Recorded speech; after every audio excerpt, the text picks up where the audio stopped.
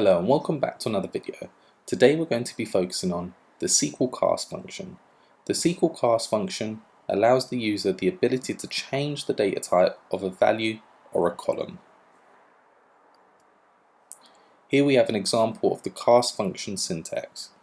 So what we have to do is provide the value or the column that we want to change and then the specific data type. So this can be a varchar, an integer, among many more. So next up we have an example of a value of 5.7577 being casted as an integer. This now gives us a new value of 6, and as you can see it's rounded the value. Next up we have the same value now being casted as a varchar. So this will essentially just mean that the same value will now have single quotes around it.